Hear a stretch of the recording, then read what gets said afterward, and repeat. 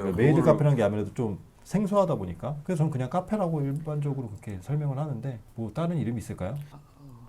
가정부 카페, 뭐 하인 카페 이런 건 좀 이상하잖아요, 근데.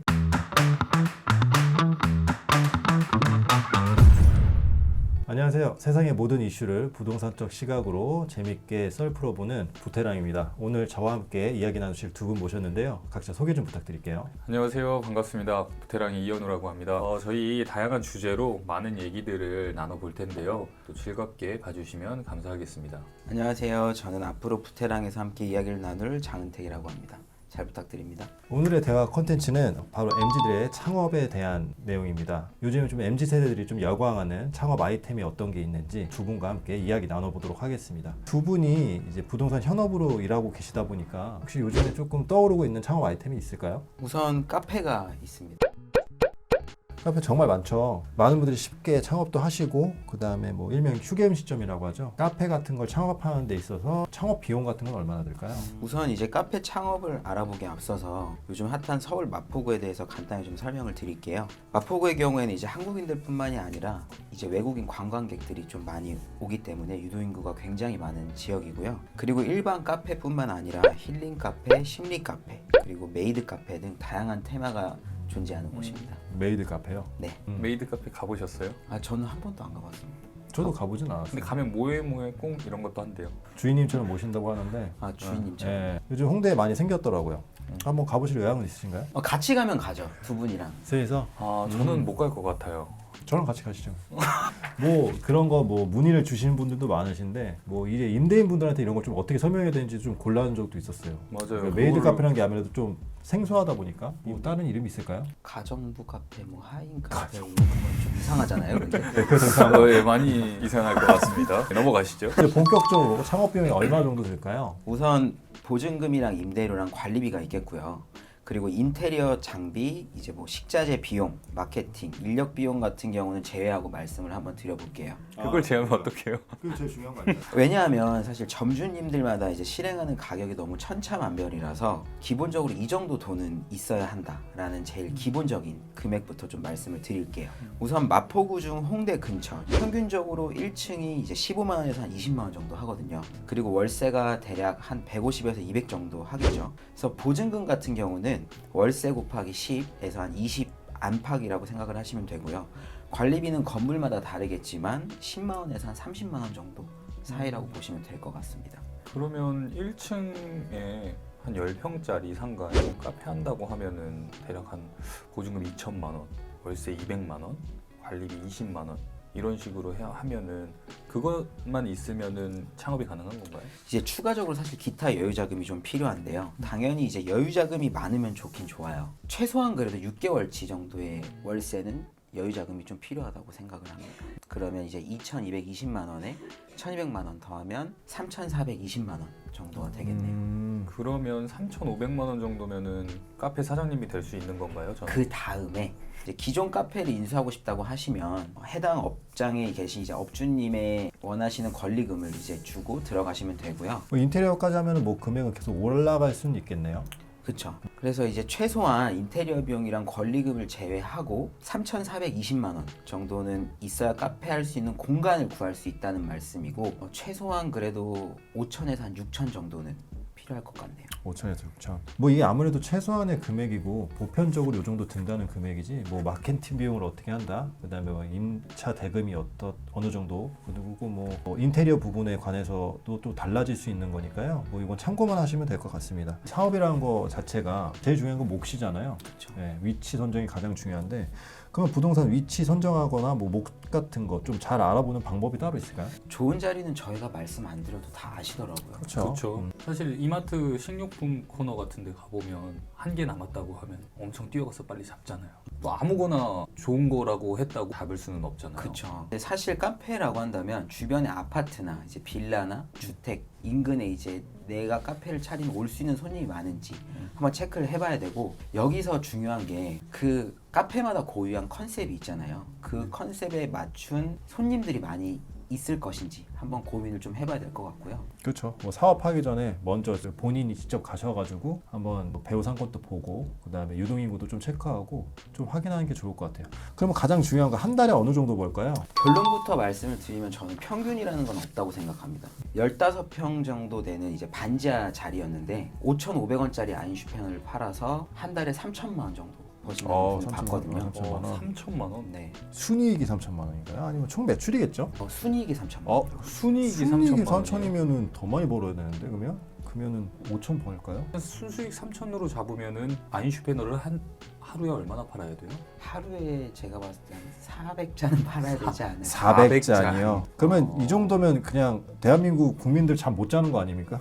근데 뭐 요거는 다 케바케인 것 같아요. 뭐 안 되는 데는 막 10만 원 파는 데도 있잖아요. 그러니까 뭐 여러분들이 사업을 하시기 이전에 목표 같은 걸 꼭 정하시고 도전을 하셨으면 좋겠습니다. 뭐 카페가 굉장히 많은데 어쨌든 진입장벽도 높지 않다 보니까 많이들 창업을 하시는데 요런 거 말고 요즘에 좀 핫한 좀 창업 아이템 같은 게 또 다른 게 있을까요? 제가 볼 때는 카페도 카페지만 무인 창업이 요새 뭐또 인기라고 생각을 해요. 무인 창업 많죠. 네, 셀프 스튜디오라든지 파티룸 같은 거라든지 그런 업종들이 굉장히 많이 생겨나고 있어요. 손 안 대고 돈 벌 것 같은 느낌의 이름이잖아요. 그래서 다들 쉽게 생각해서 창업하시는 경우들이 굉장히 많죠. 근데 이게 훨씬 더 손이 많이 간다. 맞아. 네. 무인 사진관 가보셨어요? 네 가봤죠.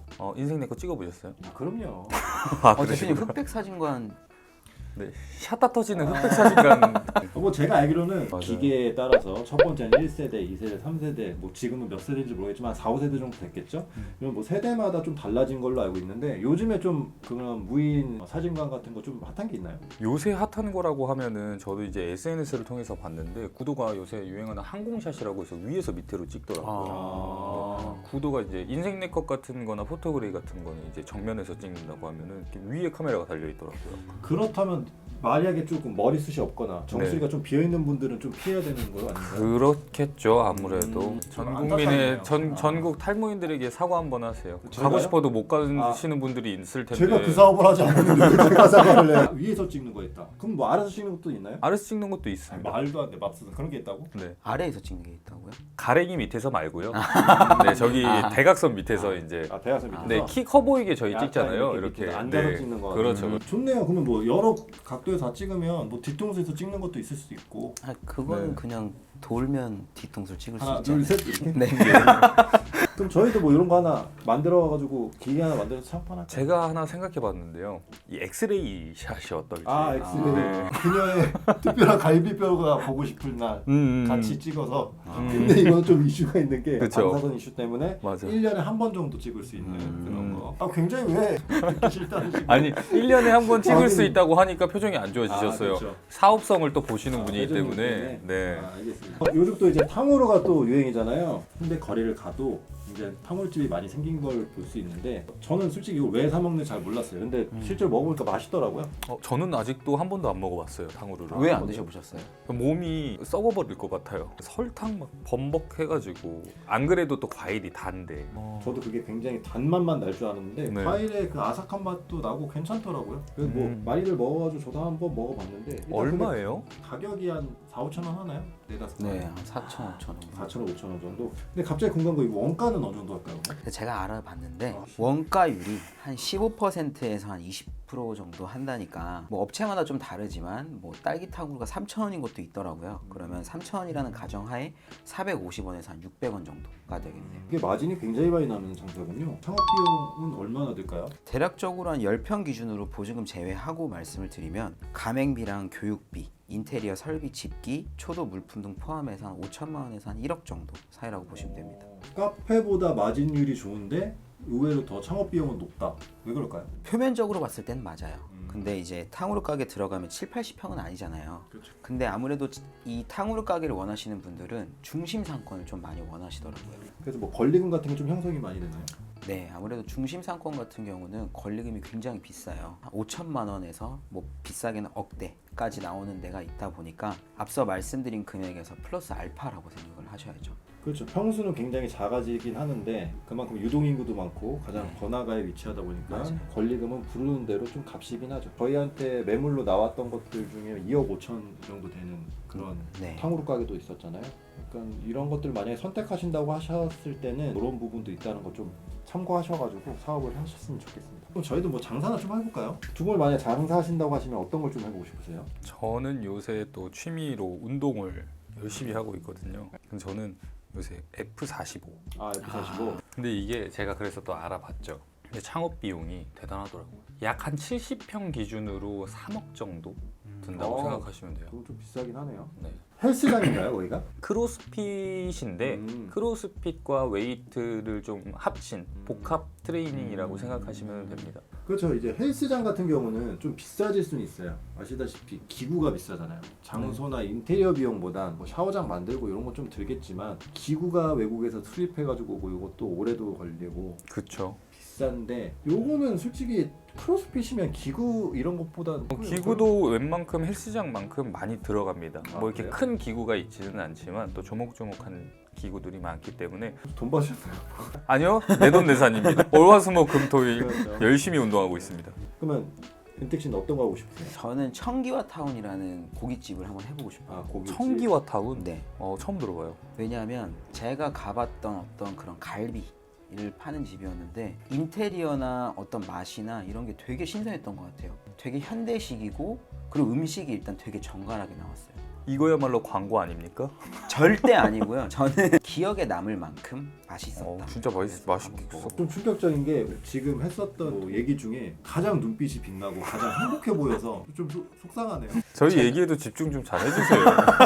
그리고 또 요새 돈 생기면 요새 금매 매물도 많이 나오고 있잖아요. 맞아요. 그런 거에 투자도 한번 해볼 것 같아요.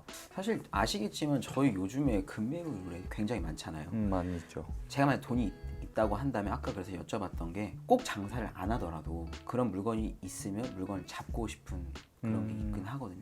일단 경제적 자유라고 하죠. 가장 중요한 거. 맞아요. 저희들 모두의 꿈 아니겠습니까? 건물주, 임대인 되는 거. 일단 오늘 이제 두 분과 MG 창업에 대해서 한번 얘기를 해봤고요. 뭐 창업이라는 게 사실 어렵죠. 준비할 것도 많고 쉽게 도전하기도 힘든 부분이기도 합니다. 꼼꼼한 시장 조사와 그다음에 부동산 위치 선정 이런 것들을 좀 고려 많이 하셔가지고요. 창업하실 때 이런 부분 놓치지 말고 꼼꼼하게 좀 준비를 하셨으면 좋겠습니다. 오늘 뭐 이렇게 두 분과 같이 이야기 한번 나눠봤는데 어떠셨나요? 저희가 이번 컨텐츠는 MZ들이 많이 찾는 창업 아이템을 주제로 컨텐츠를 만들어 봤는데 오늘은 사실 전체적으로 아주 기본적인 틀만 좀 말씀을 드렸고 조금 더 궁금하신 내용이나 이제 창업을 하고 싶으신 분들이 계시다면 언제든지 저희 부테랑한테 부담 없이 연락을 주세요. 오늘 두 분과 같이 이렇게 이야기 나눠서 정말 즐거웠고 오늘 부테랑은 여기서 마치도록 하겠습니다. 그러면 다음에 또 뵙도록 할게요. 안녕. 감사합니다. 감사합니다. 먼길 갔어. 이거 해야 되는 거 아니야? 하나, 둘, 셋.